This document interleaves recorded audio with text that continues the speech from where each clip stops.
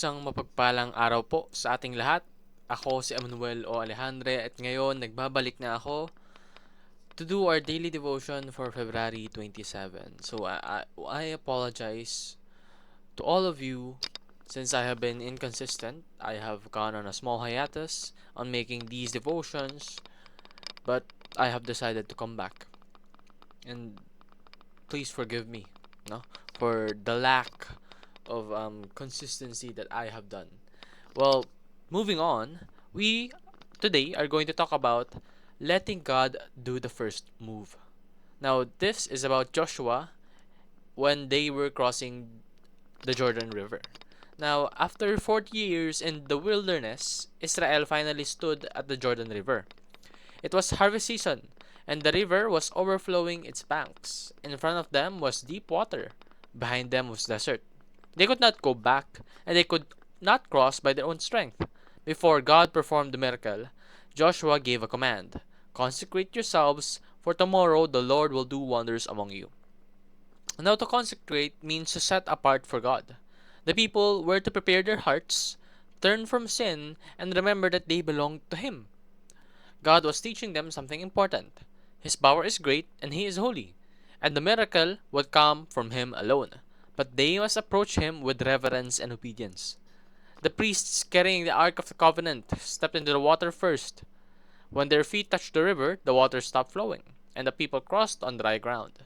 The Ark represented God's presence before going before them. This shows that God alone saves and fulfills His promises. Israel did not stop the river, God did. Yet their obedience showed faith in His word. Grace does not remove the call to holiness, it creates it. Because God is holy and faithful, and His redeemed people are called to live set apart lives. Now, dito, makikita natin that in terms of acting, we should act in accordance to God. And kasama na rito yung paghihintay sa kanyang action. Because we cannot take the initiative. Because God takes that initiative for us. Now, it doesn't mean na dapat hindi ka gumalaw. No. It just so happens that there are instances na kailangang mauna ng Panginoon. At ang kailangan lang natin gawin, muna, is to consecrate. Now, in simple terms, I could explain consecration by setting aside yourself away from sin.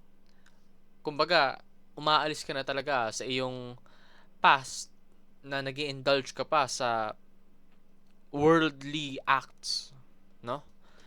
When it comes to consecration, tinatalikuran mo na yung mga ganung bagay. And ang ginagawa mong priority is obeying God, giving glory to His name, and avoiding sin. Because consecration is a preparation for wonders. Kung gusto mo na fully ma-utilize or fully maramdaman yung blessings ng Panginoon, then dapat nire-ready mo yung sarili mo para sa blessings na binibigay niya. You know, in CLCC, my church, no, there's this very, very remarkable saying that my pastor, Pastor Vince, have said. May mga pagkakataon kasing hindi natin nakukuha yung bagay na gusto natin dahil hindi pa tayo handa sa bagay na yun. Kapag binigyan ka ba ng 1 bilyon, do you think you would spend it wisely? Do you think it would grow in your hands? Or would you just waste it? It's a very, very important question na kailangan nating i-reduce. Because tatandaan natin, God is always ahead of the journey. Ibig sabihin nito, God is always first. At kung papangunahan natin yung ating Panginoon, then it will only lead to our demise. That is why it is necessary to have a step of faith to see God's power. If you do not have a step of faith, kung wala kang tiwala sa Panginoon at hindi mo bibigay yung sarili mo sa Kanya, meron ka pang pangamba na baka hindi ito mag-workout, well, guess what? It definitely won't because you didn't take that step of faith.